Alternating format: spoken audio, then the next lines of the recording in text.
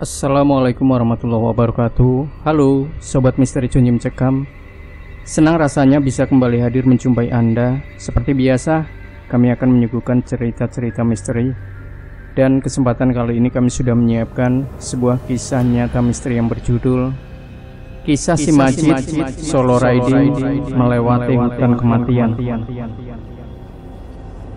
Saat itu Senin 14 Januari 2019. Kring, kring, kring. Suara alarm nyaring terdengar dari handphone miliknya.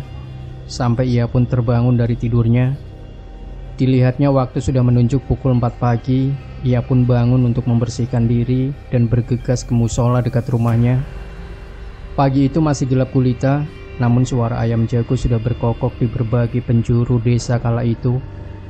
Selepas membersihkan diri, ia tak lupa untuk membangunkan ibu dan adik-adiknya yang masih terlelap akan tidurnya. Tok tok tok. Suara ketukan pintu. Bu, bangun bu, sudah pagi. Ucapnya memanggil-manggil ibunya. Selang beberapa waktu dibukalah pintu itu dan keluar ibunya yang sudah rapi memakai mukena warna putihnya. Apa sih nak? Ibu sudah bangun dari tadi. Ini habis sholat tahajud. Iya bu, tak kira belum bangun. Ya sudah sana, siap-siap ke musola. Ibu juga mau bangunin adik-adikmu. Iya bu. Selang beberapa waktu suara adzan subuh sayup-sayup mulai menggema dari segala penjuru desa itu. Dan juga musola dekat rumahnya sudah mulai terdengar. Itu bertanda bahwa waktu subuh telah tiba. Ia pun bergegas ke musola dan tak lupa pamit ke ibunya.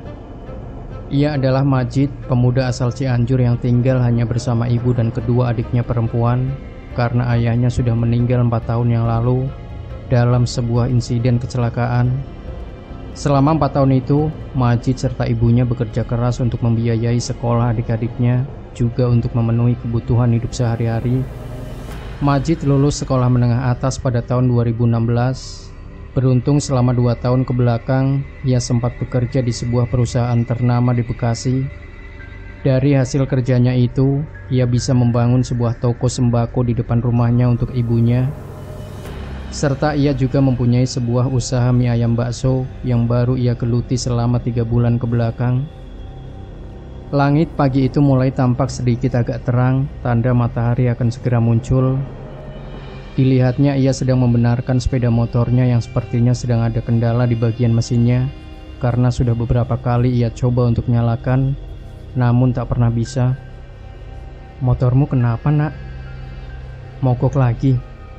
Tanya ibunya yang sedang berjalan dari dalam keluar rumah sembari membawa 2 cangkir teh hangat dan kemudian diletakkannya di meja teras rumah. Nggak tahu ini bu kenapa? Sudah tak benerin tapi kok masih belum bunyi? Jawabnya yang masih sibuk mencari akar masalahnya. Sudah sini ngeteh. Nanti tak nyuruh Pak Iwan buat benerin. Jawab ibunya yang sudah duduk di bangku sambil sesekali menyeruput teh hangat itu. Iya bu sebentar. Setelah beberapa kali diotak-atik, akhirnya motornya mau menyala. Alhamdulillah.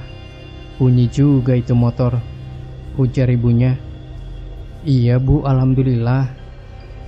Motornya ia standar 2 untuk dipanaskan terlebih dulu sebelum digunakan.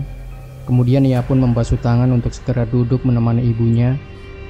Matahari perlahan-lahan mulai menunjukkan kehadirannya. Langit yang tadinya gelap gulita sekarang mulai perlahan terang. Dan waktu saat itu sudah menunjuk pukul 6 pagi. Kedua adiknya sudah bersiap-siap untuk berangkat sekolah. Adik pertamanya bernama Amelia, sekarang sudah kelas 3 SMA, yang sebentar lagi akan segera lulus. Dan adik keduanya bernama Ani, sudah kelas 1 SMA, yang mana mereka berdua sekolah di tempat yang sama. Mau berangkat sekarang apa dik? Tanya Majid melihat kedua adiknya yang sudah rapi dengan pakaian sekolahnya. Iya mas, mau berangkat sekarang, jawab Lia sembari membenarkan kerudungnya. Mas, aku beliin ini ya. Tunjuk Ani di layar HP-nya yang tiba-tiba menyodorkannya ke Majid. Iya, nanti tak cari di pasar, ujarnya seraya mengangguk tanda setuju. Jangan di pasar, di toko online aja. Iya deh, iya. Yeay, terima kasih mas. Girang Ani karena Majid mau membelikannya tas yang ia sukai itu. Amelia hanya diam saja melihat tingkah laku adiknya. Duk, sini, sahut ibunya ke Amelia. Iya bu, ada apa? Tanya Amel. Ini uang sakunya buat kamu berdua. Ibunya mengambil uang dari dompet dan dikasihkan ke Amel. Terima kasih ya bu. Ya sudah, saya pamit dulu berangkat sekolah ya. Iya, hati-hati di jalan duk. Iya bu. Mereka berdua pun berangkat sekolah dan tak luput pamitan dulu ke Majid serta ibunya. Pagi itu terasa sejuk cuacanya dan begitu damai rasanya melihat adik-adiknya yang sekarang sudah tumbuh besar juga cantik seperti ibunya. Kring kring kring. Terdengar suara seperti bel sepeda ontel dari arah depan rumah. Sepertinya ada seseorang yang datang. Majid kebetulan sedang ada di dapur menyiapkan segala sesuatu keperluan untuk dagangannya nanti sore. Sedangkan ibunya ada di ruang tamu sedang duduk sambil menghitung uang untuk belanja keperluan tokonya. Waktu itu jam menunjuk pukul 8 pagi. Suara bel sepeda masih terdengar dan kemudian berhenti. Tak lama setelah itu, tok tok tok, suara ketukan pintu dari arah pintu depan. Assalamualaikum. Terdengar salam seraya masih mengetuk-ngetuk pintu. Waalaikumsalam, sahut ibunya dan dibukalah pintu itu. Ternyata itu Pak Iwan, tetangga yang tak jauh dari rumahnya. Pak Iwan, tumben pagi-pagi udah kesini. Ada apa pak? Tanya ibunya sembari mempersilahkan Pak Iwan untuk duduk di bangku teras rumah. Iya bu, soalnya ada perlu sama Majid. Majidnya ada bu? Ada, bentar pak, tak panggil Majid dulu. Iya bu. Ibunya pun masuk ke dalam rumah memanggil Majid untuk menemui Pak Iwan, yang sepertinya ada hal penting yang mau dibicarakan sama Majid. Selang beberapa waktu Majid pun keluar menghampiri Pak Iwan yang sedang memainkan HP-nya. Assalamualaikum Pak Iwan, gimana kabarnya? Sehat? Ucap hangat Majid sembari menjabat tangan Pak Iwan. Waalaikumsalam Jid. Alhamdulillah sehat. Kamu gimana? Sehat? Alhamdulillah Pak, sehat ini. Gimana Pak? Gimana Pak? Ada perlu apa? Kok pengen ketemu saya? Ini Jid, anak putriku dapat panggilan kerja. Aku kesini mau minta tolong anterin putri ke sana. Bisa apa enggak? Minta dianterin hari apa Pak? Besok hari Selasa. Soalnya mulai kerja hari Kamis. Bisa apa enggak Jid? Majid terdiam sejenak mendengar permintaan Pak Iwan. Ia sebenarnya ragu untuk setuju karena mengingat ia harus dagang. Lalu dari arah dalam rumah ibunya keluar sembari membawa 2 cangkir kopi panas beserta cemilannya di sebuah nampan kayu dan diletakkannya di meja. Pada pagi itu, Pak Iwan, salah satu tetangga Majid, mendatangi kediamannya yang hendak meminta pertolongan untuk mengantarkan anaknya ke tempat kerja barunya. Namun Majid memikirkan banyak pertimbangan, lantaran ia juga harus bekerja pada hari besok Selasa sesuai permintaan Pak Iwan. Dalam keheningan saat Majid melamun, maksud hati mempertimbangkan permintaan dari Pak Iwan itu, tiba-tiba ibunya yang keluar dari dapur menghampiri mereka berdua yang kebetulan mengobrol di teras rumah. Loh, ada apa? Kok pada diem-dieman? Tanya ibunya heran melihat Majid sama Pak Iwan saling terdiam. Enggak bu, ini aku lagi mikir dari permintaan Pak Iwan. Emangnya Pak Iwan minta apa Jid? Tanyanya sembari duduk di sebelah Majid. Maklum saja, Ibu Majid saat itu belum mengetahui maksud dan tujuan dari kedatangan Pak Iwan ke rumahnya. Lalu Pak Iwan pun menjelaskan apa yang dimaksudkan Majid barusan ke ibunya. Ini bu, anakku kan ada panggilan kerja di salah satu perusahaan. Nah, aku datang ke sini ingin meminta tolong Majid mengantarkannya ke tempat kerja itu besok hari Selasa. Jelas Pak Iwan kembali. Oh gitu ya. Silahkan diminum dulu pak kopinya. Takut keburu dingin. Ibu Majid melupakan tujuan utamanya mengantarkan minum. Iya bu, terima kasih. Jid, libur dulu dagangnya. besok anterin anaknya Pak Iwan ke sana. Hari Jumat bisa mulai dagang lagi, ujarnya meyakinkan Majid. Iya Bu, besok tak anterin putrinya Pak Iwan, jawabnya tanda setuju. Pak Iwan pun merasa lega di situ karena Majid mau mengantarkan anaknya. Lalu percakapan lain pun mereka obrolkan sampai sekitar jam setengah 10 Pak Iwan pamit. Pukul 10 Majid pergi ke pasar untuk membeli beberapa keperluan buat dagangannya nanti sore. Jarak pasar dengan rumahnya memang lumayan jauh. Kurang lebih ada sekitar 45 menitan lah untuk sampai di pasar, dan ibunya sudah berjaga di tokonya. Tak membutuhkan waktu lama, dipacunya kuda besi itu sembari membawa sebuah kerendeng yang sudah digantungkan di gantungan motornya. Jalan ditempuhnya dan ia pun sudah sampai di pasar. Lalu kemudian ia membeli beberapa keperluan yang dibutuhkan untuk dagang, seperti bawang, cabai dan lainnya. Tak lama ia belanja, hanya menghabiskan waktu sekitar setengah jam. Keadaan pasar saat itu sedang ramai seperti layaknya pasar kebanyakan. Singkat cerita, ia merasa perutnya lapar. Ia sempatkan waktu sejenak untuk makan di warung makan yang ada di sana. Dipesanlah makanan itu, banyak pilihannya, ada sayur kangkung, kentang, ayam, ikan, telur, dan lain-lain. Ia hanya memilih sayur kangkung dan ayam, dilahaplah makanan itu. Warung makan itu terbuka tidak seperti warteg, jadi warung itu atapnya hanya menggunakan terpal yang setiap ujungnya sudah dipasangkan besi untuk ditancapkan ke tanah supaya kuat. Ia duduk menghadap ke arah jalan raya.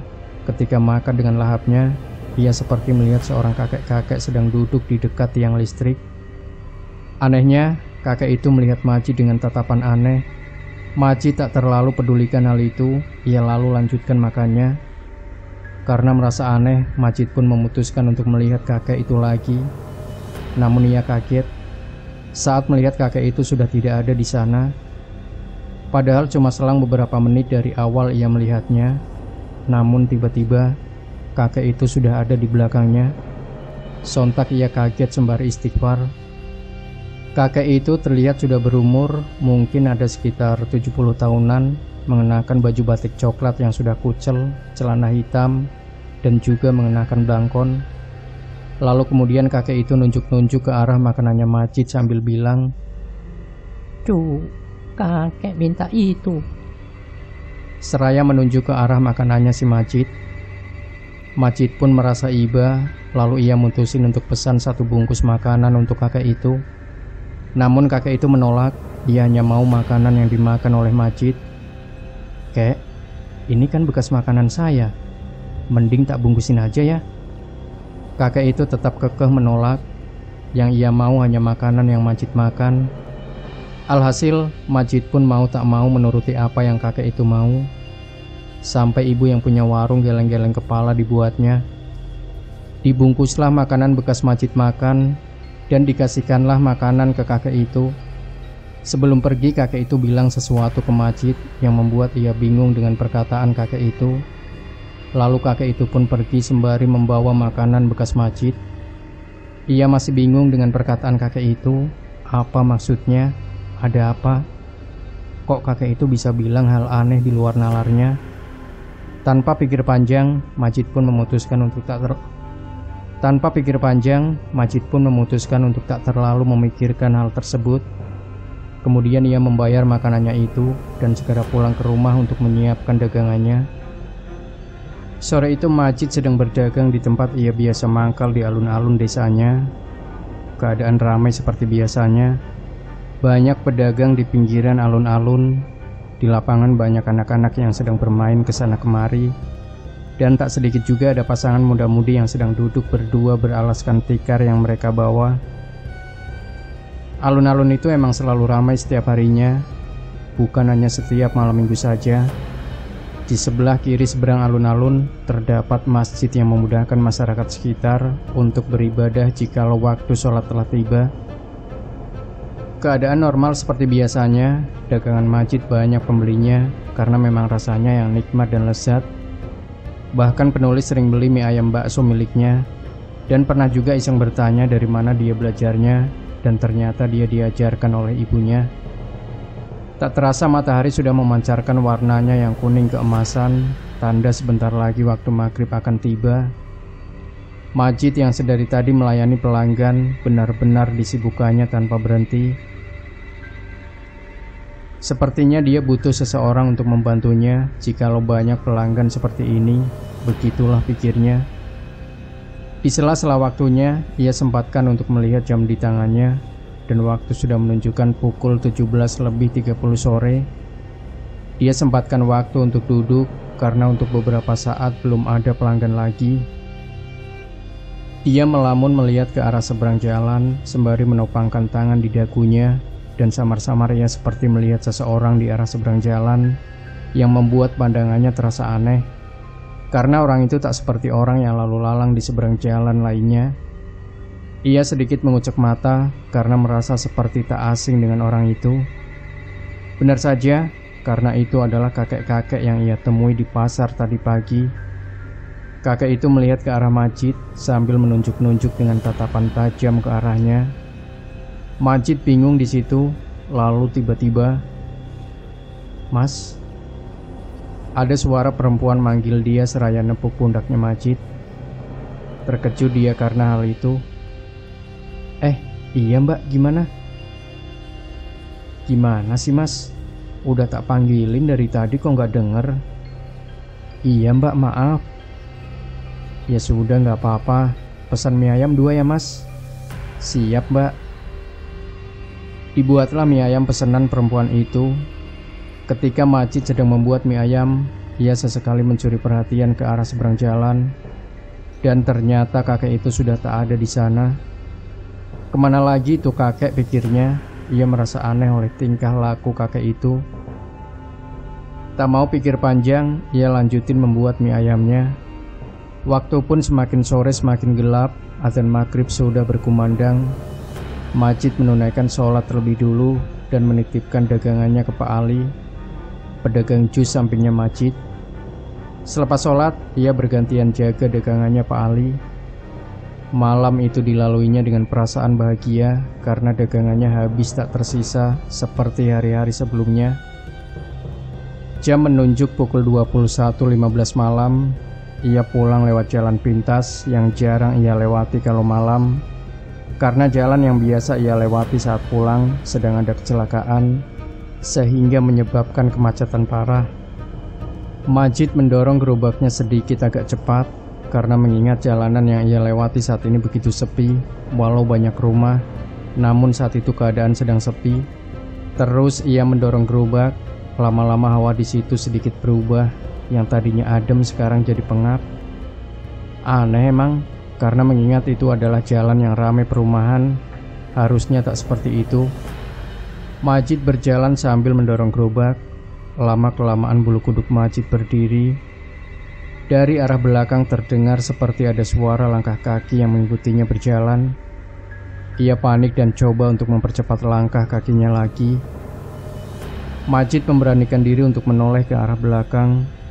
Ketika ia menoleh tak ada siapa-siapa di belakangnya. Sontak ia fokus jalan lagi dan mempercepat jalannya. Suara langkah kaki itu ternyata masih ada, dan malah semakin dekat, seperti persis berada di belakangnya. Sampai tiba-tiba, buk! Ada yang menepuk pundaknya dari belakang. Terlihat seperti ada tangan seseorang berada tepat di bahu sebelah kanan. Ia berhenti, badan gemetar, keringat dingin sudah bercucuran. Lalu terbersit suara seseorang bilang, "Mas." Ia beranikan diri untuk menoleh ke belakang. Ternyata ada seorang bapak-bapak memakai baju koko coklat, lengkap dengan sarung dan pecinya. Majid menghela nafas lega di situ sambil bilang syukur. Lantas bapak itu bilang, "Mas, kenapa kok jalannya cepat banget? Seperti dikejar setan." "Tidak pak, itu..." Belum selesai bicara, bapak itu langsung motong omongan Majid. "Tarik nafas dulu mas, biar ngomongnya lancar." Tarik nafaslah dia sampai merasa lebih lega. "Iya pak, gimana? Ada apa?" Tanyanya yang sudah mulai agak baikan setelah kejadian kurang mengenakan tadi. "Baksonya masih ada apa enggak mas?" "Udah habis pak." Oh gitu ya. Ya udah Mas, makasih. Iya Pak. Majid pun lanjut jalan lagi, dan sampai rumah untungnya tak terjadi lagi kejadian seperti tadi.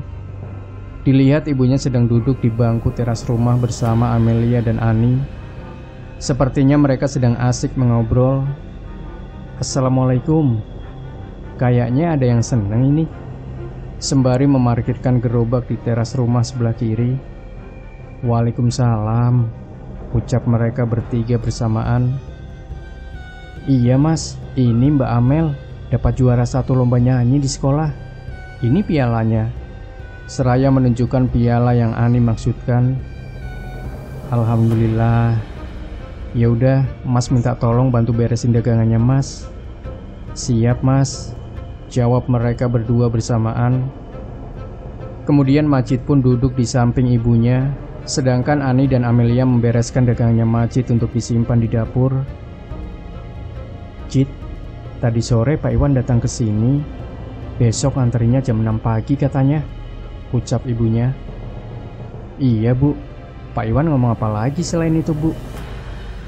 Tidak, cuma bilang gitu doang. Waktu pun sudah menunjukkan pukul 10:30 malam. Jalan depan rumahnya yang tadinya banyak lalu lalang kendaraan sekarang sudah mulai sepi. Majid dan keluarganya pun masuk ke dalam rumah untuk istirahat. Sebelum tidur, ia sempatkan waktu untuk sholat Isya terlebih dulu dan berdoa meminta kelancaran untuk perjalanannya besok. Malam itu hening, hanya ditemani suara jam dinding yang terus berputar. Selepas sholat, Majid pun langsung beranjak ke kasur untuk mengistirahatkan badannya itu. Dan ia pun sekarang sudah terlelap akan tidurnya. Di sela-sela tidurnya, ia bermimpi melihat sosok kuntilanak merah ada di kamarnya. Sosok itu berdiri dekat meja kamarnya dengan posisi menghadap persis ke arahnya. Entah mimpi atau bukan, ia melihatnya dengan sangat jelas. Penampilan sosok itu benar-benar sangat mengerikan yang membuat ia sangat ketakutan. Wajahnya pucat pasi, matanya hitam mengeluarkan darah merah segar. Mulutnya menganga dengan kedua taringnya yang panjang, dan kuku-kukunya pun panjang. Sosok itu perlahan mendekati Majid. Tubuh Majid kaku tak bisa digerakkan, mulutnya pun susah untuk bicara. Saat itu Majid hanya bisa pasrah, tak bisa apa-apa. Sosok itu semakin lama semakin mendekat, dan sekarang posisinya sudah ada tepat di atas tubuhnya Majid. Mencoba untuk melawan, tapi tak bisa, karena tubuh dan mulut tak bisa ia gerakan. Kemudian sosok itu mulai membungkuk seperti mau menduduki Majid. Wajahnya sekarang sudah ada tepat di depan muka Majid. Di situ ia melihat dengan sangat jelas. Tangisan pun sudah tak bisa ia bendung lagi. Hanya bisa berdoa dalam hati, berharap tak terjadi apa-apa. Lalu tiba-tiba, "Bro!" Sosok kuntilanak itu terpental ke dinding kamar seperti ada sesuatu yang mendorongnya dengan sangat keras. Lalu terbesit suara, "Jangan ganggu cucuku." Ada suara kakek-kakek dari arah sebelah kanannya Majid. Ia tak bisa melihat sosok kakek itu, karena badan juga lehernya tak bisa ia gerakan. Sosok kuntilanak itu kemudian pergi menghilang entah kemana. Di situ Majid benar-benar sangat bersyukur karena masih bisa diselamatkan. Namun ia tak bisa melihat sosok kakek yang menyelamatkan dia karena saking lemasnya ia pun pingsan. Singkat cerita, tiba-tiba ia langsung terbangun dari tidurnya dengan keringat yang sudah bercucuran di badannya. Entah mimpi atau bukan, tapi kejadian itu benar-benar seperti nyata. Dilihatnya jam dinding, ternyata sudah jam 4 pagi. Ia pun langsung melakukan kegiatan seperti pagi-pagi sebelumnya. Walau masih keingat kejadian semalam, seumur hidupnya baru kali ini dia mendapatkan mimpi yang seperti itu. Dan dia termasuk orang yang tak peka terhadap hal-hal mistis. Sekitar jam 6 kurang, Majid sudah siap untuk pergi ke rumahnya Pak Iwan. Ibunya pun memberikan nasi bungkus untuk sarapan ia di jalan nanti. Motor ia panaskan, dan sejenak ia duduk di bangku sambil menunggu Pak Iwan datang ke rumahnya. "Cid, kamu gak apa-apa?" tanya ibunya yang melihat Majid lagi melamun. Majid pun hanya diam tak merespon, lalu ditepuklah pundaknya itu. Astagfirullah ibu, ada apa? Jawabnya sambil melihat ke arah ibunya. Kamu nih masih pagi kok ngelamun. Mikirin apa sih Le? Gak mikirin apa-apa bu, jawabnya meyakinkan. Ya udah kalau gak mau cerita, jawab ibunya sambil duduk di samping Majid. Tak lama menunggu, Pak Iwan bersama anaknya pun datang ke rumahnya Majid dengan sepeda ontelnya. Dilihat bawaan anaknya tak terlalu banyak, hanya satu tas besar yang digendongnya. Mungkin isinya hanya pakaian. Assalamualaikum, ucap salam hangat Pak Iwan. Waalaikumsalam. Mereka pun menjawab salamnya. Gimana Jid, udah siap? Alhamdulillah udah Pak. Mau berangkat sekarang apa? Iya sekarang aja Cid. Ya udah Pak. Kemudian tas Putri ia taruh di depan. Majid hanya membawa tas lempang yang isinya hanya dompet, HP dan charger. Makanan dari ibunya ia taruh di bagasi. Majid memakai jaket kulit dan celana jin hitam serta pakai sepatu dan sarung tangan karena mengingat perjalanan yang ia tempuh lumayan jauh. Mereka berdua pun siap untuk berangkat. Tak lupa untuk pamitan ke ibu dan Pak Iwan, juga adik-adiknya. Pagi itu cuaca sedang cerah. Matahari pagi begitu sangat menghangatkan badannya. Jalanan ramai seperti biasanya. Ia pun mampir ke pom untuk mengisi bahan bakarnya. Put, udah makan belum? Tanyanya. Belum mas. Ya udah makan dulu ya, ajaknya. Iya mas. Putri mengangguk karena memang perutnya terasa lapar. Lalu Majid membawanya ke warung makan dan mereka makan bersama. Majid makan nasi bungkus dari ibunya, sedangkan Putri makan nasi pesanannya.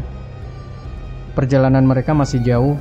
Untuk sampai di sana mungkin memakan waktu hingga 6 jaman lebih. Selepas sarapan, mereka pun melanjutkan perjalanannya. Tak lupa membeli minum botolan. Lama mereka berjalan, waktu pun sudah menunjukkan pukul 9 pagi. Selama di perjalanan itu, mereka banyak mengobrol tentang banyak hal. Lalu tiba-tiba ban belakang terasa goyang. Majid pun mutusin berhenti dan mengecek. Benar saja, ternyata ban belakang bocor. Terpaksa Majid menuntun motornya karena di sekitar mereka tak ada bengkel motor. Lama ia menuntun, masih belum menemukan bengkel motor. Karena mengingat posisi mereka sekarang sedang ada di jalan perbukitan. Kemudian tak lama mereka jalan. Di bengkolan depan, Putri melihat warung makan yang sampingnya ada bengkel motor. Mas, itu ada bengkel, ucap Putri seraya menunjuk ke arah depan. Alhamdulillah, ucap syukur Majid sambil menambah kecepatan jalannya agar segera sampai di bengkel. Setelah jalan kurang lebih 5 menit, akhirnya mereka sampai juga di bengkel. Kemudian motornya ditambal. Cuaca yang tadinya terang sekarang mulai sedikit agak mendung. Beruntung Majid sudah menyiapkan 2 mantel di bagasi motornya. Kemudian rintik-rintik hujan pun turun, sedangkan motor masih belum selesai ditambal. Put, bawa mantel apa enggak? Tanyanya memastikan. Enggak mas. Mas Majid bawa apa enggak? Alhamdulillah bawa 2. Alhamdulillah, ucapnya dan sambung lagi ia bicara. Mas, ini masih lama apa enggak nyampainya? Masih Put, kurang lebih 3-4 jaman. Paling lama di hutannya nanti. Mas Majid emang ngambil jalur mana? Ngambil jalur kanan ini, ucap Majid. Setelah Majid bilang begitu, Putri hanya bisa diam, tegang seperti memendam sesuatu. Setelah menunggu beberapa saat, motor akhirnya selesai ditambal dan siap untuk berangkat lagi. Terlihat hujan semakin lama semakin deras. Dipakailah mantel yang sudah ia bawa itu. Hati-hati ya mas, ucap Putri. Iya Put, tuturnya. Tak lama mereka jalan, hujan pun semakin lebat sampai kaca helm sedikit agak kabur karena hantaman airnya. Hari itu tak banyak kendaraan yang lewat. Hanya ada 1-2 mereka berpapasan. Kemudian kabut pun turun, membuat ia was-was mengendarai motornya. Majid sempat berpikir untuk berhenti, mengingat derasnya hujan dan kabut turun menghalangi pandangannya. Namun ia mengurungkan niatnya itu, karena posisi dia sedang tidak baik untuk berhenti.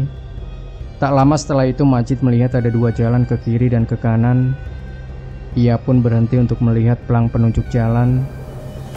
Tertulis arah kiri ke S dan kanan ke K. "Mas beneran mau ngambil jalan ke apa?" ucapnya dengan agak sedikit berteriak karena hujan menghalangi jarak pendengarannya. "Iya Put, kalau ngambil es kejauhan," ucapnya dengan sedikit teriak. Putri di situ hanya bisa diam, berharap tak terjadi apa-apa, karena mengingat sebelumnya pernah lewat jalur K yang membuat ia juga temannya mengalami hal buruk di sana. Sedikit penjelasan tentang jalur K yang dikenal dengan sebutan hutan kematian.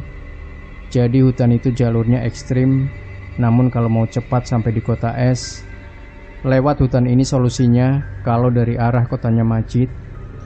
Di hutan ini banyak sekali pohon pinus, jalurnya naik turun. Alasan kenapa disebut hutan kematian, karena di jalur ini sering banyak terjadi kecelakaan, baik sepeda motor, mobil, truk, dan juga pernah ada kasus pembuangan mayat di jalur ini. Tak jarang pengendara sering diperlihatkan penampakan, baik siang ataupun malam hari. Kurang lebih seperti itu penjelasannya. Saat sedang menyalakan motornya dan mau lanjut jalan lagi, Majid dikagetkan oleh suara klakson mobil truk dari arah jalur K.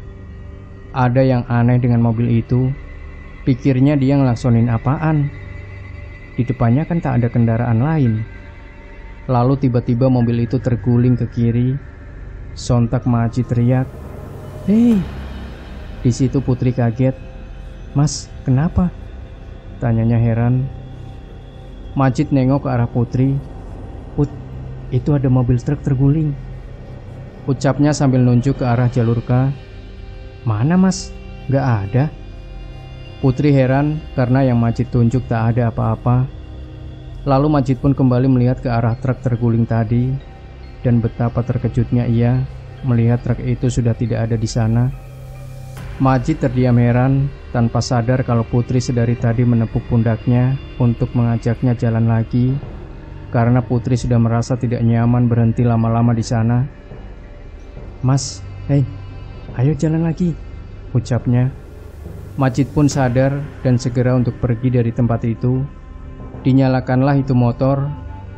Ketika Majid hendak belok ke arah jalur K, tiba-tiba dari arah jalur S ada mobil jeep melaju kencang sambil membunyikan klaksonnya.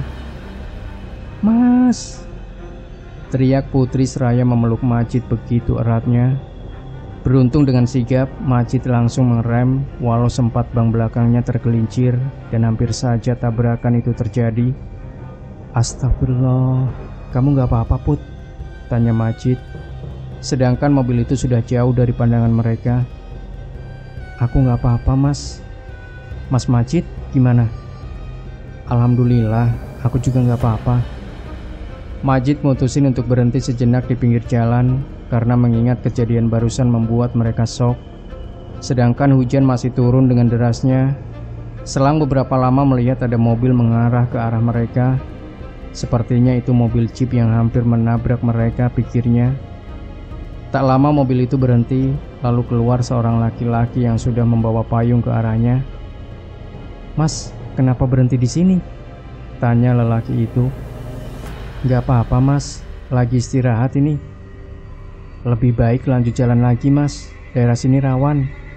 Dan jangan lewat K, soalnya lagi ada pohon tumbang halangin jalan." "Iya Mas, terima kasih udah dikasih tahu." "Ya udah Mas, aku tak lanjut jalan lagi lewat S ini." "Nggih Mas." Tak lama lelaki itu pun balik lagi ke mobilnya dan langsung pergi meninggalkan Majid. "Ya udah Put, ayo jalan lagi. Kita lewat S ya, nggak apa-apa kan?" "Iya Mas, nggak apa-apa," ucapnya dengan raut wajah yang sedikit agak tenang karena tak jadi lewat jalur itu. Walaupun lama, tapi tak apa asal baik-baik saja di jalan, pikirnya. Kemudian Majid pun menyalakan motornya dan lanjut jalan lewat S. Untuk jalur ini sebenarnya sudah tak lewat hutan lagi. namun akan sedikit memutar jika mau ke kota tujuannya. Jalan demi jalan ia lewati. Hujan yang tadinya deras sekarang sudah sedikit mereda. Perlahan matahari sudah mulai memancarkan cahayanya kembali. Yang tadinya ia melewati hutan yang panjang, sekarang sudah mulai masuk ke jalanan kota. Dilihat jam sudah menunjuk pukul 12:15. Suara adzan zuhur pun sudah mulai menggema. Mereka pun berhenti di sebuah masjid di kota ini sembari beristirahat sejenak. "Put, istirahat dulu ya, aku mau sholat dulu." "Iya mas." Jarak mereka ke kota tujuan mungkin sekitar 2 jam lagi. Harusnya mereka sudah sampai di sana jika tadi lewat jalur itu. Selepas sholat, mereka sempatkan untuk makan terlebih dulu di sebuah rumah makan sebelum lanjut jalan lagi. Di rumah makan itu sedang ramai. Tempatnya besar, dekat dengan sebuah pemancingan ikan. Majid makan dengan lahapnya. Mungkin faktor kehujanan di sepanjang hutan tadi membuat rasa laparnya meningkat, sedangkan Putri makan santai seperti biasa. Jam sudah menunjuk pukul 13:02. Mereka pun lanjut jalan lagi selepas makan. Dalam perjalanannya itu, tak banyak yang diobrolkan sama mereka. Hanya sesekali saja mereka mengobrol, itu pun hanya sebatas obrolan biasa. Setelah beberapa lama, akhirnya mereka sampai di tugu bertuliskan "Selamat datang di kota es". Alangkah leganya Putri karena sudah sampai di kota tujuannya itu. Dan Majid pun bertanya ke Putri, "Mau dianterin kemana ini Put?" "Kesini mas," ucapnya seraya menunjukkan alamat yang tertera di layar handphonenya. "Oh iya Put, nggak jauh dari sini kok." Kemudian ia lanjut jalan lagi, dan setelah beberapa lama, akhirnya mereka sampai di tempat yang Putri maksud. "Alhamdulillah udah sampai mas," ucapnya seraya turun dari motor. "Iya Put, alhamdulillah." "Ya udah, aku mau langsung pulang ya, biar nggak kemalaman." "Serius mas, emang gak capek?" tanyanya. "Enggak Put, biar nggak kemalaman soalnya." "Ya udah mas, hati-hati di jalan. Maaf udah ngerepotin Mas Majid." "Enggak kok Put, ini tasnya." "Ya udah, aku mau pulang dulu Put. Assalamualaikum," ucapnya sambil dikasihnya tas milik Putri. "Hati-hati mas." "Waalaikumsalam." Dinyalakanlah motor itu, kemudian Majid lanjut jalan untuk pulang ke rumahnya. Saat itu hari sudah mulai sore, sekitar jam 15:05. Ia pun mutusin untuk langsung pulang dari sana. Tak memikirkan keadaan tubuhnya, Majid hanya ingin tak berlama-lama di sana, karena besok ia harus dagang lagi. Lelah, itulah yang Majid rasakan saat itu. Namun tak dapat ia pungkiri, karena tak bisa berlama-lama di sana. Begitulah pikirnya, tanpa ia sadari, itu adalah pilihan terburuk dalam hidupnya. Sore itu angin berhembus dengan kencangnya. Suara adzan sudah menggema di berbagai penjuru. Di samping jalan banyak ia temui pedagang rambutan.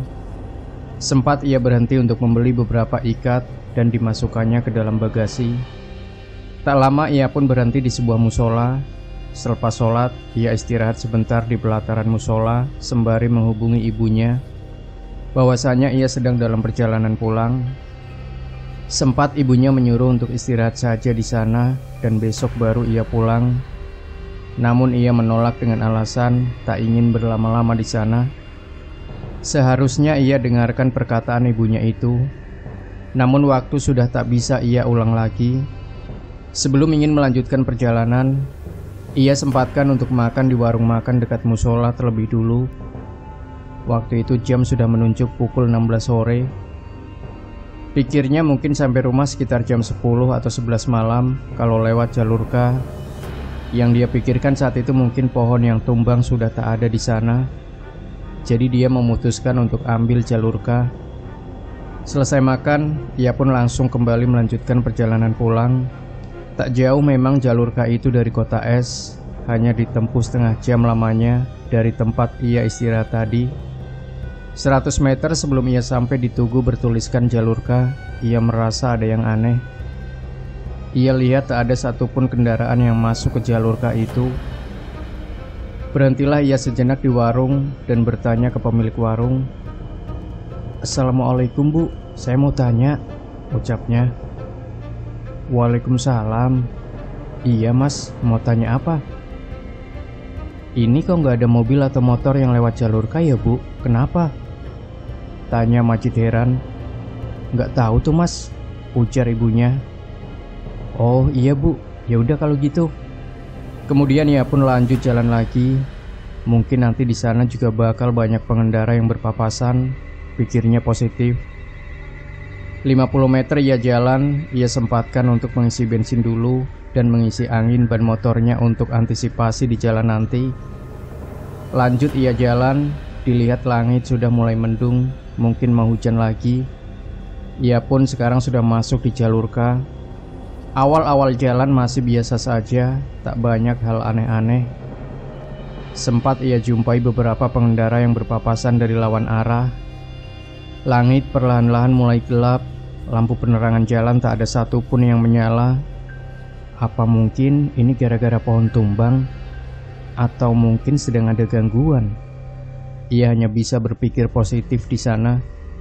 Terakhir ia jumpai pengendara dari lawan arah sekitar setengah jam yang lalu. Pikirnya mungkin karena dari tadi ia tak melihat jam tangannya. Namun anehnya, dari arah ia jalan tak ada satupun pengendara dan hanya dia seorang.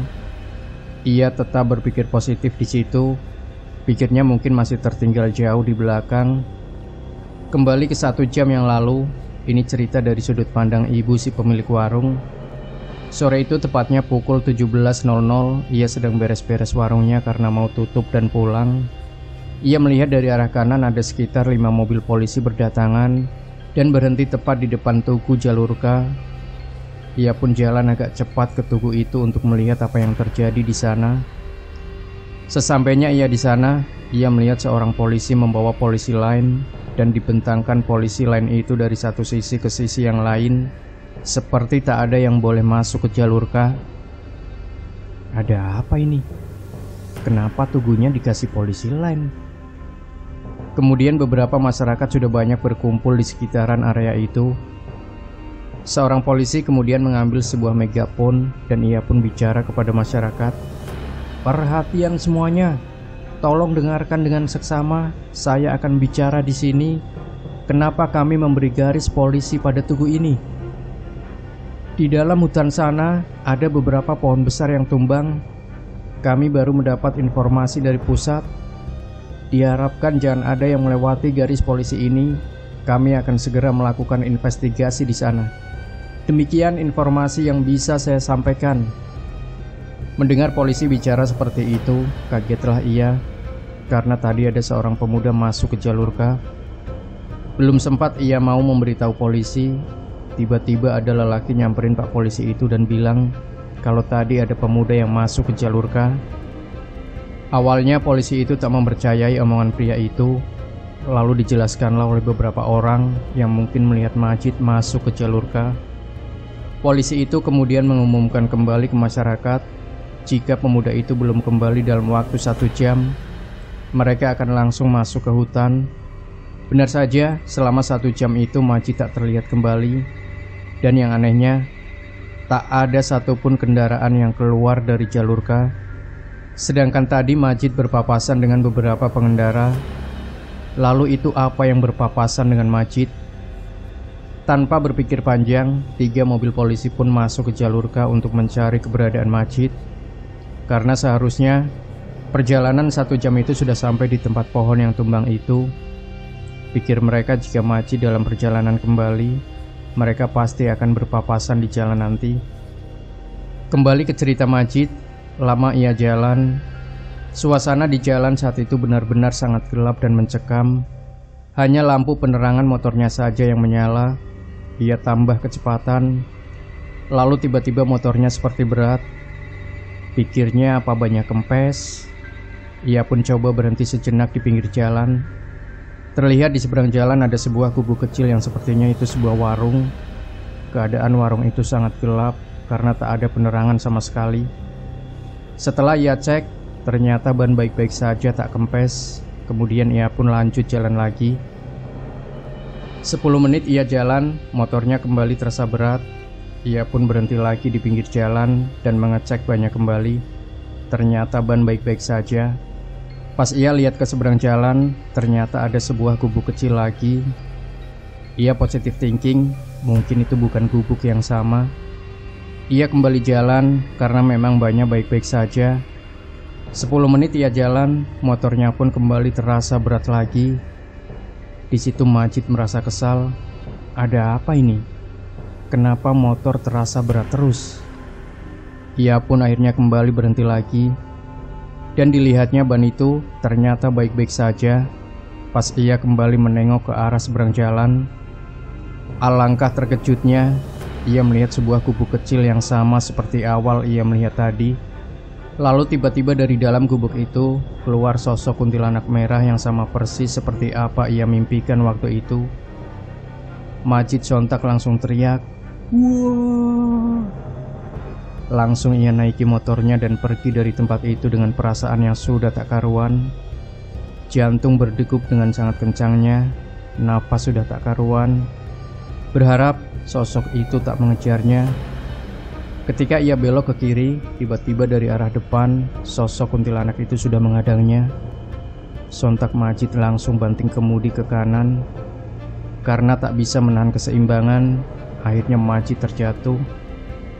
Ia terlempar dari motornya sejauh 5 meter.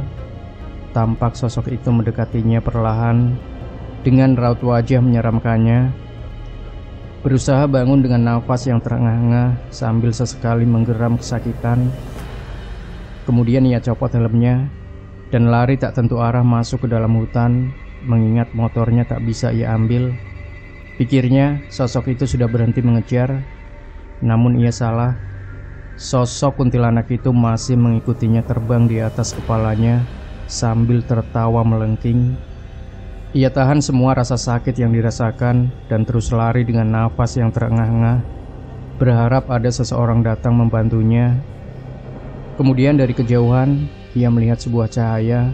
Ia lari terus menuju cahaya itu. Sampai di sana ia melihat sebuah rumah gubuk tua dengan lampu Petromax sebagai cahayanya. Dan ia melihat ada seorang nenek duduk di teras gubuk itu. Ia pun langsung lari ke arah gubuk itu. Dengan napasnya yang tak karuan, ia lari seraya memanggil nenek itu. "Mbah, tolong mbah," ucapnya. Nenek itu hanya diam membisu, seperti tak mendengar dan melihat Majid.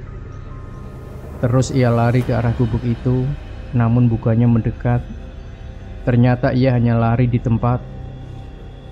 Bingung tak tahu harus bagaimana, Majid nangis sejadi-jadinya. Semua bacaan-bacaan seperti tak mempan terhadap sosok kuntilanak itu, yang kini ia sudah ada 3 meter tepat di depannya. Badan Majid kaku tak bisa ia gerakan, mulut pun tak bisa untuk bicara. Sosok itu perlahan mendekat dengan tangan yang sudah siap menusuk Majid. Sosok itu bilang, "Hahaha, kamu akan mati," ucap sosok itu dengan ngerinya. Belum sempat ia menusuk Majid, seketika itu juga tubuhnya bisa digerakkan dan berhasil menghindar dari serangan demit itu. Lari ia ke arah gubuk dan alangkah terkejutnya melihat bahwa gubuk itu sudah tak ada di sana. Tubuh, kaki, tangan, semua anggota badannya sudah benar-benar lemas seperti tak kuat lagi untuk berlari. Namun, jika tak begitu ia akan dibunuh. Majid sekuat tenaga berlari, kuntilanak itu masih mengejarnya. Ia sempat menengok ke belakang ke arah sosok itu karena tak melihat jalan di depannya. Tiba-tiba Majid tersandung sebuah akar dan ia pun terjatuh. Terengah-engah ia dibuatnya, dadanya sakit terkena batu. Sempat ia batuk karenanya. Kacau panik sudah campur aduk ia rasakan. Sosok itu harus mendekatinya dengan kuku panjangnya yang siap menusuk Majid. Lalu tiba-tiba ada sosok hitam tinggi besar berbulu, matanya merah, dengan taring dan kukunya yang panjang. Genderuwo itu berlari-lari arah kanan menuju sosok kuntilanak. Dan betapa kagetnya ia melihat mereka saling bertarung. Akhirnya sosok kuntilanak itu pun menghilang. Dan yang lebih parahnya, sekarang genderuwo itu mengincar Majid untuk ia makan. Ada apa ini? Kenapa aku jadi incaran demit? Kenapa harus seperti ini? Apa ini akhir dari hidupku? Jika benar, tolong jangan seperti ini. Ucapnya dalam hati, benar-benar putus asa saat itu ia rasakan. Tak kuat lagi ia berdiri dan berjalan, hanya bisa terbaring lemas. Genderuwo itu sekarang ada tepat di atasnya. Majid hanya bisa pasrah. Wajah genderuwo itu berada tepat di wajahnya. Air liurnya terus menetes ke wajahnya. Ia buka mulutnya dengan begitu lebarnya, seperti siap melahap Majid. Lalu, wah! Ia terbangun sambil memegangi lehernya. Majid kaget, ternyata ia masih berada di jalan dengan posisinya yang telentang, sedangkan motornya berada 5 meter darinya. Ia pun bangun dan melihat ke sekitar. Ternyata sudah tak ada lagi sosok kuntilanak itu. Sebenarnya apa yang terjadi? Perasaan tadi ada di tengah hutan, kenapa sekarang ada di sini? Apa semua itu hanya mimpi? Ucapnya dalam hati seraya bersyukur karena masih diberi kesempatan untuk hidup. Perlahan ia jalan ke motor karena badannya masih terasa nyeri. Berharap ia bisa cepat sampai rumah dan tak ada gangguan-gangguan lagi. Ia pun memeriksa jam berapa sekarang. Namun jam tangannya mati, kacanya pecah. Mungkin karena jatuh tadi. Ia keluarkan HP-nya dan ternyata mati juga. Jadi ia tak tahu jam berapa sekarang. Sampai di motor dan didirikanlah sama dia. Terlihat tak banyak yang rusak. Hanya saja bodi bagian kirinya retak dan banyak yang lecet. Beruntung, itulah pikirnya, karena motor tak banyak kerusakan. Lanjutlah ia jalan, walau dengan perlahan. Benar-benar sepi, tak ada kendaraan satupun yang lewat malam itu. 10 menit jalan, ia melihat sebuah mobil terparkir di pinggir jalan, dan ada seorang wanita melambai-lambai ke arahnya, seraya teriak minta tolong. Ia pun berhenti dan bertanya ke wanita itu, "Kenapa mbak? Mobilnya mogok?" Tanyanya seraya menyandarkan motornya sebagai penerangan. "Iya mas, mogok. Bisa benerin nggak?" "Insya Allah mbak, saya cek dulu." Diceklah sampai ketemu masalahnya. Saat otak-atik mobil itu, ia merasa aneh. Wanita tadi kemana setelah memberinya senter? Ia coba panggil wanita itu, namun tak ada jawaban sama sekali. Tiba-tiba bulu kuduknya merinding. Ia mencium bau busuk yang sangat menyengat, dan terbersit ada suara seperti rintik-rintik air di arah belakangnya. Ia pun berhenti dan coba perlahan berputar badan. Sontak ia kaget. Ternyata pocong sudah berdiri tepat di belakangnya dengan wajah penuh belatung dan matanya hampir copot. Majid teriak dan langsung ia naik ke motornya, pergi dari tempat itu. Jalan terus ia tanpa henti, tanpa memikirkan apapun lagi. Ia hanya ingin cepat-cepat bisa sampai rumah. Di saat ia sedang fokus ke jalan, tiba-tiba motornya mati. Paniklah ia. Kenapa harus berhenti?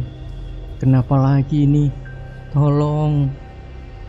Ia pun berhenti di pinggir jalan, mengecek motornya, dan kali ini parah. Bensin motornya habis. Padahal baru ia isi full tadi sore. Mau tak mau ia hanya bisa menuntun motornya dengan keadaan gelap gulita, dan hanya ada sedikit cahaya dari bulan saja yang tembus di antara pepohonan pinus itu. Rasa takut, sakit badan, capek, lelah, bingung, semua ia rasakan saat itu juga. Berharap ada seseorang yang datang menolongnya. Kalau saja tadi ia dengarkan perkataan ibunya, mungkin semua tak akan seperti ini. Lama ia tuntun. Dari sisi hutan kiri kanan, dia seperti sudah banyak pasang mata melihat ke arahnya. Takut, itu yang benar-benar ia rasakan sekarang. Tak lama ia jalan, di depan terlihat seperti ada gubuk kecil. Ia putuskan untuk istirahat sebentar di sana. Sepertinya ini warung, pikirnya. Ia rebahkan badan di sebuah bangku panjang. Rasa lapar, haus semua ia rasakan. Kemudian ia tertidur. Tiba-tiba dari dalam gubuk terdengar suara benda jatuh. Sontak ia kaget dan terbangun. Jantung berdegup dengan kencangnya, rasa takut dan was-was ia rasakan. Lalu pintu warung perlahan terbuka dan terlihat seperti ada cahaya lampu petromak mulai perlahan muncul. Ia berlari ke arah motornya. Belum sempat ia mau lanjut jalan menuntun motornya, tiba-tiba ada suara yang memanggil namanya. Majid, sini. Suara itu pelan, tapi sangat menyeramkan. Penampilan nenek itu benar-benar sangat mengerikan sambil memegang lampu petromak di tangan kirinya, sedangkan tangan kanan memegang sebuah celurit panjang. Kemudian nenek itu jalan mendekatinya sambil terus memanggil namanya. Duk, duk, duk, duk, duk. Detak jantungnya terus bertambah cepat. Lalu tanpa pikir panjang, ia langsung lari meninggalkan motor, juga gubuk itu karena takut juga panik. Terus ia lari dengan perasaan takut yang benar-benar ia rasakan. Di saat ia sedang lari, dari arah depan ternyata ada sebuah mobil datang. Ia lambaikan tangannya sambil berseru minta tolong. Kemudian mobil itu berhenti dan Majid langsung menuju ke arahnya. "Kenapa, Mas?" tanya seorang lelaki dari dalam mobil itu. Kemudian perempuan di sebelah lelaki itu nanya, "Tersesat apa, Mas?" "Iya, Mas, Mbak, tolong saya." "Ya udah, Mas, masuk. Duduk di belakang ya," ucap lelaki itu. "Iya, Mas, terima kasih." Ia pun masuk ke dalam mobil itu dan duduk di bangku belakang. Ia sedikit lega di situ karena ada seseorang yang akhirnya membantunya. "Alhamdulillah, akhirnya aku selamat," ucapnya dalam hati. Mereka pun kemudian jalan. Ia sempat dikasih minuman oleh sepasang kekasih itu dan sebuah roti untuknya makan. Selang berapa lama ia akhirnya melewati gubuk itu lagi dan terlihat motornya masih ada di sana. Namun ia benar-benar kaget setengah mati karena ia melihat dirinya ada di sana sedang tidur di sebuah bangku panjang. Itu siapa? Kenapa ada aku di sana? Bukannya aku ada di sini, di dalam mobil. Lalu tiba-tiba botol minuman yang ia pegang berubah menjadi botol yang isinya darah, dan makanan yang ia pegang berubah menjadi roti busuk yang sudah banyak belatungnya. Melihat semua tiba-tiba berubah seperti itu, sontak ia langsung muntah dan terbesit ada suara ketawa khas kuntilanak dari arah depannya. Pas ia kembali nengok ke depan, tiba-tiba kedua sosok itu sudah menatap tajam ke arahnya. Sontak ia kaget dan terbangun sudah berada di gubuk kecil itu lagi. Perasaannya sudah tak karuan. Langsung ia buru-buru pergi dari tempat itu. Lelah, entah kapan semua ini selesai. Kenapa harus seperti ini dan kenapa juga tak ada satupun kendaraan yang melintas. Ia terus memikirkan ibu dan adik-adiknya, berharap bisa bertemu lagi dengan mereka. Dan kenapa aku bisa melihat mereka? Bukankah aku tak mempunyai kemampuan seperti ini? Sejak kapan aku bisa melihat mereka? Dan kenapa aku terus mengalami hal ini? Salahku apa? Beribu pertanyaan datang di pikirannya, karena memang ia sangat tak menyangka bisa mengalami hal seperti ini yang bahkan sebelumnya tak pernah ia rasakan. Tiba-tiba ia teringat dengan perkataan kakek-kakek yang ia temui di pasar waktu itu. Ia bilang, "Cu, jangan pergi lewat jalur K. Banyak yang mau nyelakain kamu. Dengerin perkataan kakek." Kagetlah ia mengingat semua itu. Jadi ini maksud dari perkataan kakek itu. Kenapa aku tak mendengarkannya? Kenapa aku malah lupa? Ucapnya dengan perasaan bersalahnya. Sedih yang ia rasakan, air mata pun sedari tadi sudah menetes tak kuat menahan rasa penyesalannya. Teringat waktu ia berangkat ke kota es, banyak sekali gangguan-gangguan yang menghalanginya untuk lewat jalur K. Ia tak menyadari semua itu, dan karena keegoisannya ingin cepat sampai rumah, juga tak mendengarkan ibunya. Ia pun memutuskan lewat jalur K. Seharusnya ia tak memilih jalur ini. Ia usap air matanya dan terus lanjut jalan sambil menuntun motor. Samar-samar dari arah belakang seperti ada suara cekikikan yang perlahan berubah menjadi suara ketawa melengking kuntilanak. Pas ia nengok ke arah belakang, ternyata itu adalah sosok kuntilanak merah yang sepertinya ingin membunuhnya. Marah, kesal, benci, muak, semuanya jadi satu, dan ia pun bilang ke sosok itu, "Siapa kamu? Kenapa ganggu saya? Ada urusan apa kamu sama saya?" Ucapnya dengan lantang karena kesal. "Kamu harus mati," ucap sosok itu dengan wajah menyeramkannya, seraya menodongkan kuku panjangnya itu ke arah Majid. "Apa salahku?" Sosok itu tak menjawab pertanyaan Majid. Lalu kuntilanak itu terbang ke arahnya. Melihat sosok itu terbang ke arahnya, Majid tak punya pilihan lain selain lari. Kini semua seperti tak ada harapan lagi untuknya. Tak bisa ia pergi kemanapun dalam keadaan seperti ini. Lari pun tak tahu harus kemana. Ia benar-benar putus asa saat itu. Dalam larinya, ia sempat kepikiran ibu dan adik-adiknya. Ingin rasanya ia berada bersama mereka. Sampai air mata pun tak bisa ia keluarkan lagi. Tangisan pun sudah tak ada artinya. Ia terus lari dengan nafas yang terengah-engah. Ia coba tengok ke belakang. Ternyata sosok itu sudah menghilang. Lalu tiba-tiba pas ia menengok kembali, sosok kuntilanak itu sudah ada di hadapannya. Sontak ia terkejut dan jatuh terpental ke belakang dengan posisi terlentang. Mencoba berdiri namun tak bisa. Tubuhnya kaku, tak bisa ia angkat. Hanya mulutnya saja yang bisa ia gerakan. "Salahku apa? Salahku apa? Salahku apa?" ucapnya sambil terseduh-seduh nangis karena sudah tak kuat dengan semua ini. Lagi-lagi kuntilanak itu hanya diam tak menjawab pertanyaan Majid. "Percuma lari, kamu tetap akan mati," ucapnya dengan tatapan mengerikannya. Perlahan sosok itu melayang mendekati Majid. Ia mencoba berdiri kedua kalinya, namun tetap tidak bisa. Sosok itu sudah tepat berada di atasnya. Majid pasrah, tak bisa berbuat apa-apa, hanya bisa berharap ada seseorang datang membantunya. Sesaat sebelum ia dibunuh, tiba-tiba kuntilanak itu melihat ke arah depan, dan ia pun terpental seperti terkena dorongan energi yang sangat kuat. Majid tak bisa melihat apa yang terjadi karena badan yang tak bisa ia gerakan. Lalu ada suara di kepalanya Majid. "Pergi, Jid, temukan ragamu. Sekarang kamu lagi di alam gaib. Ragamu ada di tempat awal kamu jatuh dari motor. Pergi." Ucap suara itu seperti tak asing di kepalanya. Dan benar saja, itu adalah suaranya Kiai Ali. "Raga aku, bukankah aku ada di sini? Maksud Kiai apa?"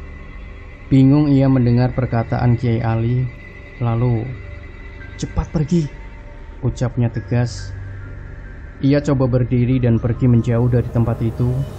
Terlihat sosok itu masih tergeletak di aspal. Ia gunakan kesempatan itu untuk pergi menjauh. Terus ia lari menjauh kembali ke tempat pertama jatuh dengan perasaan yang sudah tak karuan dan napas yang ngos-ngosan. Saat sedang lari, ia melihat motornya tergeletak di aspal. Sempat ingin mengambilnya, namun ia urungkan karena nyawanya sekarang dalam bahaya. Kemudian tak lama ia melihat gubuk yang tadi. Di sini Majid kembali diganggu oleh sosok nenek-nenek menyeramkan itu dengan menodongkan celurit ke arahnya sambil tertawa ngeri. Hampir ia terkena tebasan celurit itu, namun beruntung bisa menghindar. Dada mulai terasa nyeri dan sesak. Kaki mulai mencapai batasnya. Ia sempat terhenti menghela nafas, namun tak lama, karena ia harus cepat sampai di sana. Terengah-engah nafasnya, keringat bercucuran membasahi seluruh badan. Jantung pun berdegup dengan kencangnya. Tiba-tiba, bruk! Di depannya ada sosok pocong menghadangnya dengan wajah hitam mengerikan. Terlihat dari arah kanan ada sebuah mobil dan perempuan yang sebelumnya sempat ia tolong. Perempuan itu tertawa ngeri dengan wajah pucatnya dan mata merah menyala. Majid pun jatuh lagi di situ. Ia melihat ke arah depan dan sontak menghindari karena pocong itu mau meludahinya.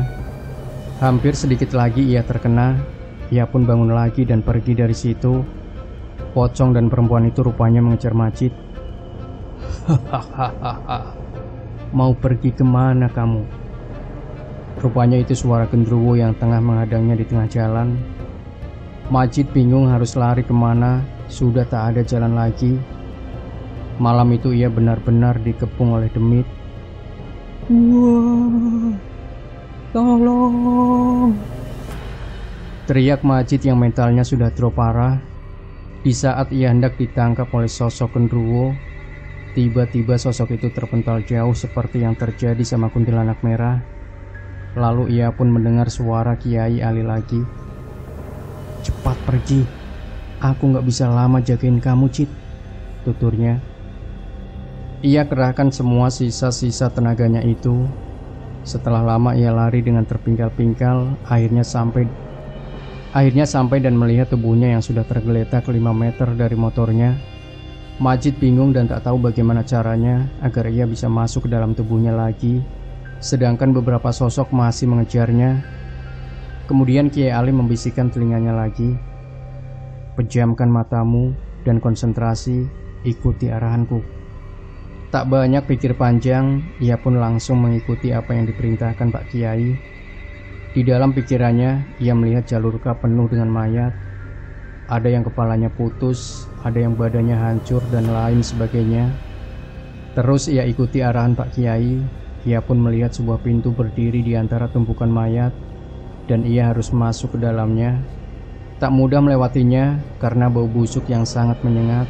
Walaupun hidung sudah ia tutup, namun baunya tetap tercium. Perlahan ia jalan, sempat sesekali ia berhenti karena tak kuat melihat mayat itu dan bau busuknya. Setelah beberapa saat ia jalan, akhirnya ia sampai di depan pintu itu dan ia pegang gagang pintunya. Ketika hendak membukanya, tiba-tiba entah dari mana sosok kuntilanak merah datang dan memegang tangannya. Sontak ia terkejut hampir terjatuh karenanya. Kali ini Majid lawan semua rasa takut itu dan mengucapkan Allahu Akbar dengan sangat kencangnya, sampai sosok kuntilanak itu terpental dan menghilang. Pintu pun sudah berhasil ia buka. Lalu Majid masuk ke dalamnya. Ia coba membuka mata dan sekilas seperti melihat seseorang membopongnya masuk ke dalam mobil. Dan setelah itu ia tak sadarkan diri. Cerita ini dari sudut pandang salah satu polisi, sebut saja Eko, yang berusaha mencari keberadaan Majid bersama rekannya Andi dan Rizal. Sore itu tepat pukul 18.00, 3 mobil polisi masuk ke Jalurka untuk mencari pemuda yang dikatakan oleh beberapa warga. Waktu itu sudah gelap dan lampu penerangan di Jalurka mati semua, tak ada satupun yang menyala. Pak, serius ini mau masuk Jalurka? Ucap Pak Eko merasa ragu. Ya serius, masa bercanda? Kan kita nggak cuma berdua, ada Pak Rizal, Pak Anton, Pak Dwi sama Pak Sartono. Eko ini sebenarnya orangnya penakut, cuma karena pekerjaannya jadi ia selalu terlihat perkasa dan kuat. Kemudian Andi pun sambung bicara. Tapi beneran gak ya apa yang dimaksud masyarakat tadi? Kalau ada orang yang lewat Jalurka? Ucapnya yang serupa merasa ragu. Kemudian mereka pun bicara ke mobil rekan lainnya melalui HP masing-masing. Ternyata mereka berempat pun merasa ragu. Tapi mau tak mau mereka harus tetap jalan sampai pepohonan tumbang itu. Pikir mereka jika pemuda itu sampai di pepohonan tumbang, pasti dia akan kembali dan mereka pasti akan berpapasan. Terus mereka berenam jalan. Tiba-tiba suara ban mobil Dwi dan Sartono pecah. Sontak Eko dan Andi pun berhenti dan keluar dari mobil, dan mereka berempat menghampiri mobil Dwi. Aduh, gimana ini? Ban serepku tertinggal lagi, keluh Pak Dwi. Pak Rizal ada ban serep nggak? Tanya Eko. Ban serepku pecah Pak, gimana ini? Kemudian Pak Andi mengambil sebuah keputusan yang membuat Eko merasa ngeri. Pak, kayak gini aja. Ini kan pada nggak ada ban serep. Lebih baik mobil Pak Dwi diderek aja kembali ke kota. Telepon mobil derek sekarang. Pak Dwi, Pak Anton, dan Pak Sartono di sini nunggu mobil derek datang. Saya, Pak Rizal, sama Pak Eko akan lanjut jalan lagi, ucap terang Andi. Sempat terjadi perdebatan di antara mereka, lalu Andi menjelaskan alasannya dan semua pun menyetujuinya. Kemudian mereka bertiga lanjut jalan lagi meninggalkan Pak Dwi, Pak Anton, dan Pak Sartono. Mereka pun sekarang bertiga dalam satu mobil. Lama mereka jalan dengan lampu penerangan satu-satunya di mobil. Untuk mengurangi rasa takut, Eko pun banyak mengobrol kedua rekannya itu. Sampai suatu ketika, ia melihat sosok putih berdiri di samping pohon sebelah kiri mobil. Posisi duduk mereka itu, Eko dan Andi depan dan Rizal di tengah. Sontak ia terkejut. Astagfirullah, ucapnya. Andi pun nanya, "Kenapa Pak Eko?" Tanyanya sembari terus menyetir. "Nggak apa-apa Pak," jawabnya seperti tak ingin mereka tahu. "Serius Pak?" tanyanya meyakinkan. "Iya Pak, serius nggak apa-apa." "Oh ya sudah kalau nggak apa-apa." Andi merasa jalan ke pohon tumbang seperti lama sekali. Ia sempat beberapa kali melewati beberapa gubuk sebelah kanan jalan. Seperti gubuk itu tak ada habisnya. Dan Andi pun nanya ke Eko dan Rizal, "Pak Eko, Pak Rizal, kerasa nggak? Kok kita kayak lama sampai pohon tumbangnya?" ucapnya. Dilihatlah jam mereka dan anehnya pada mati semua jam tangannya. Mereka coba buka HP, beruntung HP-nya menyala dan bisa melihat jam. Benar saja, mereka di jalan hampir 1 jam, namun belum sampai pohon tumbangnya. Setelah sadar ada yang aneh, Andi pun melihat gubuk lagi, sepertinya gubuk yang sama pikirnya. Terus ia jalan dan ketemu gubuk lagi yang sama. "Wah, ada yang gak beres nih," ucapnya dalam hati. Kemudian Andi pun membaca-baca doa dalam hati, seraya masih menyetir. Akhirnya gubuk itu sudah tak terlihat lagi. Ia tahu bahwasannya tadi mereka hanya berputar-putar saja di situ. Pantas terasa lama. Ternyata ada yang iseng sama kita, ucap Andi dalam hati. Ia lanjut jalan, makin lama makin terasa aneh. Andi melihat banyak sosok sudah berbaris di kiri dan kanan jalan. Sosok itu ada yang kepalanya putus, badannya rusak, ada yang tinggal kepala, dan kuntilanak, pocong, genderuwo pun ada di sana. Seperti sedang memperhatikan mereka. Sementara itu Eko sedari tadi sudah merinding ketakutan.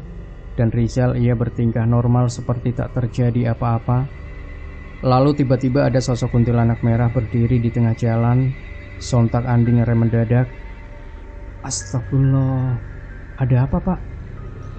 ucap Rizal kaget karena kepalanya terbentur jok depan. Eko pun sama kaget karena rem mendadak itu. Kemudian Andi memberitahu mereka apa yang ada di depannya.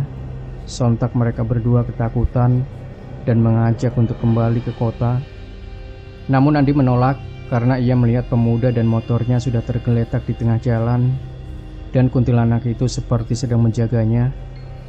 "Kamu berdua apa nggak ngeliat? Itu lihat, di aspal ada apa?" tunjuk Andi.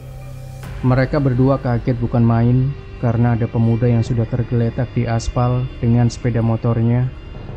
Mereka pun bertanya, "Siapa itu Pak?" tanya mereka bersamaan. "Kayaknya orang yang dimaksud oleh masyarakat," ujarnya. "Terus gimana ini Pak?" "Itu kuntilanak merah punya kuku panjang." Panik mereka berdua tak tahu harus bagaimana. Lalu Andi keluar mobil dan sempat dicegah untuk tak keluar sama mereka berdua. Namun Andi tetap keluar dan menghampiri sosok kuntilanak itu. Jalan ia perlahan ke arahnya. Dan nampaknya sedang terjadi tabrakan energi. Eko melihatnya.